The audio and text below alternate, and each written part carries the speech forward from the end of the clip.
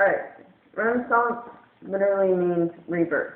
The Renaissance was the cultural and scientific rebirth in Italy in the 1400s and the 1500s, all across Europe.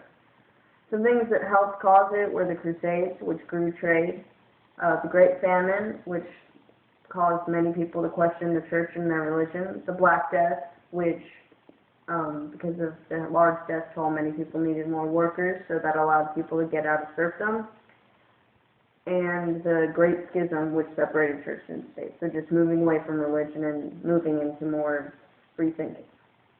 The Renaissance started in Italy because of its large city-states, which were influenced by Greeks and Romans, as a lot of things were in the Renaissance, because the Renaissance is the rebirth, then the Greeks and Roman era was like the original birth.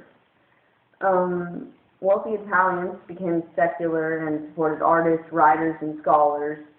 And secular means world, and it sort of is saying that people started focusing more on this world and this life rather than the afterlife or the other world.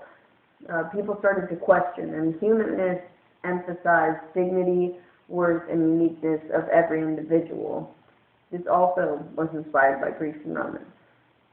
The art of the Renaissance was very important. Some of the most famous art that we have today came from the Renaissance. It was less religious and it became more realistic, such as Giotto, which he added shadows, size, and emotions much more realistic. Mafiasco added perspective and vanishing points and a lot more realistic emotion. There's also Da Vinci, who was the original Renaissance man. He was a sculptor, a painter, and also an inventor. And he did Mona Lisa and The Last Supper. And Michelangelo was a big influence, and this was David. He was a great sculptor, not David, but Michelangelo.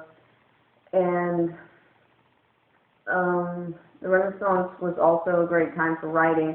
Machiavelli famously wrote The Prince, which was about politics, and that the most important thing is to figure out what you need to do to sustain power. The architecture of the Renaissance was also majorly influenced by Greeks and Romans. The Renaissance also spurred the scientific revolution, which included Copernicus and Galileo disproving the heliocentric theory, despite the church trying to interfere with that.